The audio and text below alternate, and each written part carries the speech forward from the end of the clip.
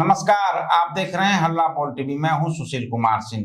संजय झा जदयू के राष्ट्रीय कार्यकारी अध्यक्ष अब नहीं रहेंगे। आनंद मोहन ने इशारा कर दिया है। किस बात को लेकर संजय झा को यह सजा मिली है, आइए जानते हैं हल्ला बोल टीवी के editor in chief Deepak Sharma से। संजय झा को यह सजा मिलने जा रही है। वे राष्ट्रीय कार्यकारी अध्यक्ष, जनता दल यूनाइटेड के राष्ट्रीय कार्यकारी अध्यक्ष के पद से संजय झा की छुट्टी होने वाली है और यह इशारा आनंद मोहन ने दिया है। आनंद मोहन ने कहा है कि जब मुख्यमंत्री के पद पर थे नीतीश कुमार और उनके पास बहुत सारे काम थे, तब एक कार्यकारी अध्यक्ष पार्टी में बनाया गया था ताकि नीतीश कुमार राष्ट्रीय अध्यक्ष के रूप में सारी जिम्मेवारियों को नहीं उठा पाएंगे तो एक कार्यकारी अध्यक्ष रहेगा उठाने के लिए। लेकिन अब जब नीतीश कुमार राज्यसभा जाने का फैसला ले चुके हैं तो इससे साफ है कि पार्टी को कार्यकारी अध्यक्ष की जरूरत नहीं है और संजय झा को अब कार्यकारी अध्यक्ष रखने की जरूरत नहीं है। अब जनता दल यूनाइटेड के राष्ट्रीय अध्यक्ष नीतीश कुमार है और नीतीश कुमार ही सारा कुछ देखेंगे। आनंद मोहन ने कहा कि यह इसलिए जरूरी है ताकि जनता के बीच यह मैसेज जाए कि कम से कम भले ही मुख्यमंत्री नहीं है नीतीश कुमार, लेकिन पार्टी की कमान पूरी तरह से किसके हाथों में है? नीतीश कुमार के हाथों में है। कोई कार्यकारी अध्यक्ष नहीं है। तो इसके मायने क्या है? क्या संजय झा को भारतीय जनता पार्टी के करीब होने की, करीब जाने की, भारतीय जनता पार्टी के करीबी होने की सजा मिल रही है जनता दल यूनाइटेड में और इसलिए उन्हें हटाया जा रहा है?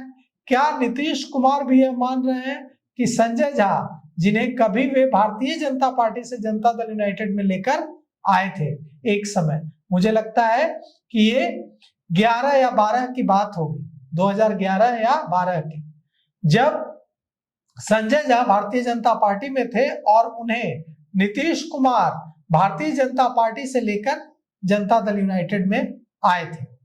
अब वही संजय झा क्या भारतीय जनता पार्टी के इतने भरोसेमंद हो गए हैं, भारतीय जनता पार्टी नेतृत्व के इतने करीब हो गए हैं कि नीतीश कुमार और जनता दल यूनाइटेड को अपने राष्ट्रीय कार्यकारी अध्यक्ष पर भरोसा नहीं रहा है? और क्या नीतीश कुमार जिस तरह से आरसीपी सिंह को सजा दे चुके हैं भारतीय जनता पार्टी के करीब जाने की, कभी आरसीपी सिंह कितने भरोसेमंद होते थे, पार्टी में नंबर 2 थे, राष्ट्रीय अध्यक्ष थे। नीतीश कुमार के बाद अगर किसी की चलती थी जनता दल यूनाइटेड में तो आरसीपी सिंह की, लेकिन आरसीपी सिंह अब कहां है? उसी तरह से क्या अब संजय झा को भारतीय जनता पार्टी के करीब जाने की कीमत चुकानी होगी? और क्या अब संजय झा साइडलाइन किए जाएंगे, किनारे किए जाएंगे? हम आपको आनंद मोहन का बयान सुनाते हैं और उसके बाद बताते हैं कि इसके मायने क्या है, क्या होने जा रहा है। देखिए, जब नीतीश कुमार जी को एक बड़ा प्रभार, एक बड़ी जिम्मेवारी इस प्रदेश की थी, बिहार जैसे विशाल प्रदेश की, विविधतापूर्ण प्रदेश की जिम्मेवारी थी, तब संगठन की जिम्मेवारी के लिए कार्यकारी अध्यक्ष का होना जरूरी था। लेकिन आज जब वो राज्यसभा जा रहे हैं और मुख्यमंत्री पद खाली कर रहे हैं, तो ऐसे में अब कार्यकारी अध्यक्ष की क्या जरूरत है? ये भी मैसेज जेडीयू कार्यकर्ताओं में जाना चाहिए और पिछड़े, अति पिछड़े दलित वर्ग में जाना चाहिए कि पार्टी का कम से कम जो नियंत्रण है वो नीतीश कुमार जी के सुदृढ़ हाथों में है। ये संदेश जाना चाहिए कि जो फैसले बड़े हो रहे हैं वो नीतीश कुमार जी के फैसले हैं, किसी और के थोपे गए फैसले नहीं, प्रायोजित फैसले नहीं है। ये मैसेज, संदेश जाना जरूरी है अगर पार्टी को बचाना है। तो देखिए, सुनिए क्या कह रहे हैं। अगर हम गौर करें आनंद मोहन के बयान पर, तो आनंद मोहन जनता दल यूनाइटेड के कोई सांसद तो नहीं है, न वे विधायक हैं। वे अगर ऐसा कह रहे हैं, मतलब वे ऐसा कह रहे हैं नीतीश कुमार के परमिशन से। और अगर संजय झा पर भरोसा हिला है नीतीश कुमार का, तो क्या ललन सिंह पर भी हिलेगा? संजय झा पर अगर हिला है तो ललन सिंह पर भी हिल सकता है। और क्या ललन सिंह और संजय झा जनता दल यूनाइटेड से साइडलाइन किए जाएंगे। बहुत सारी बातें हैं जो आने वाले कुछ दिनों में होने जा रही है। मतलब नीतीश कुमार के बारे में जो यह बात कही जा रही है कि नीतीश कुमार अपनी मर्जी से राज्यसभा नहीं जा रहे हैं, उन्हें इसके लिए विवश किया जा रहा है, यह बात अब साफ हो रही है कि नीतीश कुमार को विवश किया जा रहा है। और नीतीश कुमार अभी भी जाएंगे ही मुख्यमंत्री पद छोड़कर, इसमें भी संदेह है। इसमें भी अभी खेल हो सकता है, क्योंकि जनता दल यूनाइटेड के बिहार शरीफ के विधायक और नीतीश कुमार के बेहद करीबी माने जाने वाले श्याम रजक ने साफ कह दिया है कि सम्राट चौधरी को भारतीय जनता पार्टी को सीएम बनाना चाहिए।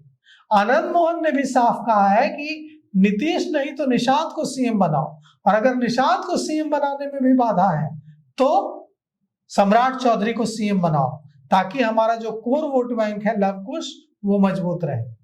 लेकिन भारतीय जनता पार्टी इसके लिए तैयार नहीं है कि नीतीश कुमार की पसंद को मुख्यमंत्री बनाया जाए, क्योंकि भारतीय जनता पार्टी को डर है कि अगर ऐसा करेंगे तो जो मुख्यमंत्री होगा वो नीतीश कुमार की छाया से कभी बाहर नहीं आ पाएगा। और इसीलिए भारतीय जनता पार्टी लीडरशिप चाहता है कि ऐसा मुख्यमंत्री बनाया जाए जो नीतीश कुमार के इम्पैक्ट का ना हो, नीतीश कुमार के छाया में रहता हो, उसकी अपनी इमेज हो, वो अपना खुद इमेज गढ़े बिहार के मुख्यमंत्री के तौर पर। और यह बात मंजूर नहीं है नीतीश कुमार को, जनता दल यूनाइटेड को। तो भारतीय जनता पार्टी के जो भी प्रभाव में जनता दल यूनाइटेड के नेता हैं, उनके लिए खतरे की घंटी है, उन्हें साइडलाइन किया जा सकता है। संजय झा को साइडलाइन करने का इशारा जो आनंद मोहन दे रहे हैं, क्या इस सूची में, इस लिस्ट में ललन सिंह का नाम नहीं है? ललन सिंह के बारे में भी कहा जाता है कि भारतीय जनता पार्टी के बहुत करीब जा चुके हैं ललन सिंह और संजय झा दोनों। तो और कौन कौन नेता हैं? संजय गांधी एमएलसी हैं, उनके बारे में कहा जाता है कि वे नीतीश कुमार के बेहद विश्वासी हैं, लेकिन भारतीय जनता पार्टी के बेहद करीब जा चुके हैं। तो कई नेता हैं नीतीश कुमार के बेहद विश्वासी जो जिन पर बीजेपी के बेहद करीब जाने का आरोप लग रहा है। क्या उन सब नेताओं की एक एक करके छुट्टी होगी, उन्हें साइडलाइन किया जाएगा?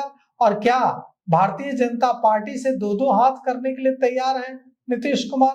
कई सारे सवाल हैं जिनका जवाब 1 से 2 दिन के अंदर मिल जाएगा। तो देखिए इसमें अभी और आगे क्या ट्विस्ट आता है। तो अभी तक के लिए इतना ही। देखते रहिए हल्ला बोल टीवी। धन्यवाद।